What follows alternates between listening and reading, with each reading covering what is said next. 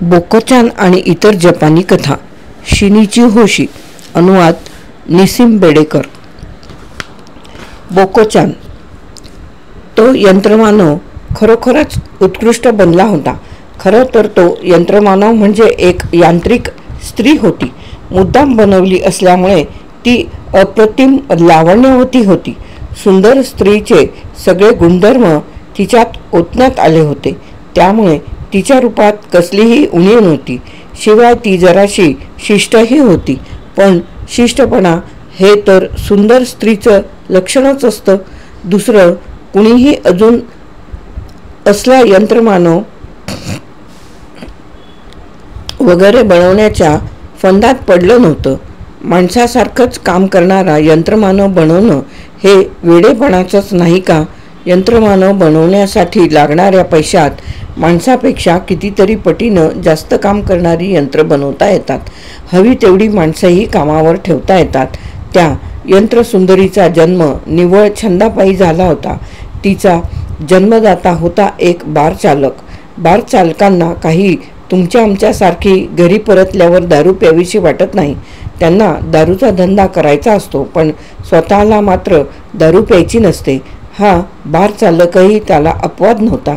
दारुड्यांच्या कृपेमुळे त्याला पैशाचीही कमतरता नव्हती आणि रिकामा वेळही भरपूर होता. मग फावल्या वेळात त्याने ही यंत्रसुंदरी बनवली, केवळ एक छंद म्हणून. छंद होता म्हणूनच अगदी मन लावून त्याने अशी अतिसुंदर स्त्री बनवली होती. तिची त्वचा एखाद्या खऱ्याखुऱ्या स्त्रीसारखी कोमल होती. पाहणाऱ्याला ती स्त्री यांत्रिक आहे हे कधीच कळलं नसतं. तिच्याकडे बघून कोणालाही वाटायचं की ती त्या बारमध्ये काम करणारी मुलगी आहे. पण तिचा वरचा मजला मात्र जवळजवळ रिकामाच होता. बार चालक तरी काय करणार? त्याच्या कौशल्यालाही मर्यादा होती. तिला फक्त साध्या सरळ प्रश्नांची उत्तरं देता यायची आणि दारू पिता यायची. यंत्रसुंदरी तयार झाल्यावर बार चालकाने तिला बारमध्ये आणून ठेवलं. त्या बारमध्ये टेबल खुर्च्याही होत्या. स्टुलांची रांग होती. पण त्याने तिला बसवलं काउंटरच्या आत, नाहीतर बिंग फुटायचं. बारमध्ये नवीनच मुलगी आलेली पाहून गिऱ्हाईकही तिच्याशी चार शब्द बोलायला बघत. नाव, वय वगैरे विचारेपर्यंत ठीक चालायचं. ती व्यवस्थित उत्तरं देत असे. त्यानंतर मात्र सगळा आनंद होता. पण तरीही ती यांत्रिक स्त्री असल्याचं मात्र कोणाला कळायचं नाही. नाव काय तुझं? बोकोचान. वय किती तुझं? अजून तरुण आहे मी. अगं, म्हणूनच तर विचारतोय. अजून तरुण आहे मी. त्या बारमध्ये येणारी बहुतेक गिऱ्हाईकं सभ्य होती. त्यामुळे इतकं झाल्यावर ती काही पुढं विचारत नसत. काय छान आहेत कपडे तुझे. छान आहेत ना कपडे माझे. तुला काय आवडतं? मला काय आवडत असेल? जीन फीज पितेस का? जीन फीज पिते की. ती वाटेल तितकी दारू प्यायची आणि तरीही तिला दारू मुळीच चढायची नाही. मुलगी सुंदर आहे. वयानंही लहान आहे. पण आहे शिष्ट. बोलण्यात फटकळ.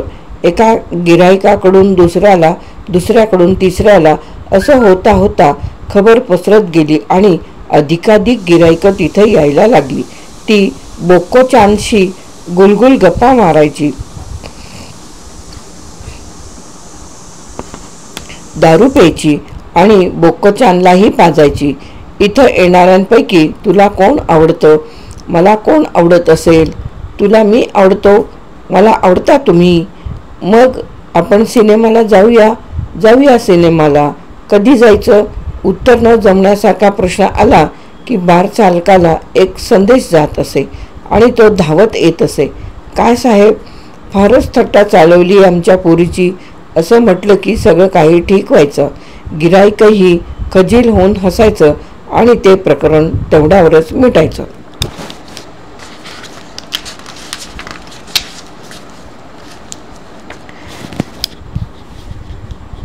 मधून बार चालक खाली वाकून बोकोचानच्या पायाजवळच्या एका प्लास्टिकच्या नळीतून बोकोचानने प्यायलेली दारू गोळा करायचा आणि पुन्हा गिऱ्हाईकांना पाजायचा. गिऱ्हाईकाचं अर्थातच तिकडे लक्ष जायचं नाही. त्यांचं लक्ष असायचं बोकोचानकडे. मुलगी तरुण असली तरी तिचा स्वतःवर पूर्ण ताबा आहे. उगीच लाडे लाडे बोलत नाही, कोणाशी जास्त लगट करत नाही, कितीही प्यायली तरी वेडेवाकडे चाळे करत नाही. तर थोडक्यात सांगायचं म्हणजे बोकोचानची ख्याती अधिकाधिक वाढतच गेली आणि तसतशी येणाऱ्या गिराईकांची संख्याही वाढत गेली. त्यातलाच एक तरुण बोकोचानवर फिदा झाला आणि त्या बारमध्ये वारंवार येऊ लागला. अजून एकदाच तिला भेटावं, अजून एकदाच, असं होता होता तो तिच्यापाशी जास्त जास्त पागल होत गेला. असं होता होता तो तिच्या पायी जास्त जास्त पागल होत गेला. त्या बारमधली त्याची उधारीही वाढत गेली आणि त्याची पैशाची तंगीही वाढत गेली. शेवटी तो घरी पैसे मागायला लागला आणि बापाने त्याला चांगलाच फैलावर घेतला. यापुढे तिकडे गेलास तर खबरदार, हे पैसे घे आणि सगळा हिशेब चुकता कर. याच्या पुढे दारूबिरू सगळं बंद, समजलं. तो पैसे द्यायला बारमध्ये आला. आजची शेवटचीच वेळ म्हणून त्याने बाटल्यांमधून बाटल्या रिचवल्या आणि शेवटचीच भेट असल्यामुळे बोकोचानलाही भरपूर दारू पाजली. यापुढे मला इथे येता येणार नाही, यापुढे तुम्हाला इथे येता येणार नाही. वाईट वाटतंय का तुला? वाईट वाटतंय मला. तुला खरं तसं वाटतच नसेल. मला खरं तसं वाटतच नाही. तुझ्या इतकं निष्ठूर दुसरं कोणी नसेल. माझ्या इतकं निष्ठूर दुसरं कोणीच नाही. जीव घेऊ का तुझा? जीव घ्या की माझा. त्याने खिशातून विषारी औषधाची पुडी काढून ग्लासातल्या दारूत रिकामी केली आणि ग्लास बोकोचान पुढे केला. पितेस का? पिते की. त्याच्या डोळ्यांदेखत बोकोचानने ग्लास उचलला आणि रिकामा देखील केला. मर, तुला वाटेल तशी मर, असं म्हणून तो उठला. मला वाटेल तशी मरते की, असं म्हणणाऱ्या बोकोचानकडे पाठ फिरवून तो बार चालकाचे पैसे चुकते करून बाहेर पडला. रात्र बरीच झाली होती. तो बाहेर पडल्यावर उरलेल्या गिराईकांकडे वळून बारचालक म्हणाला, आता माझ्यातर्फे खास मोफत दारू सगळ्यांसाठी. तेव्हा मित्रांनो, हवी तेवढी पिऊन घ्या. बार चालकानं दारू मोफत देण्याची ही घोषणा केली, ती सुद्धा प्लॅस्टिकच्या नळीतून गोळा केलेली दारू पाजण्यासाठी. फारशी गिराईकच उरली नसल्यामुळे. वा वा, उत्तम उत्तम.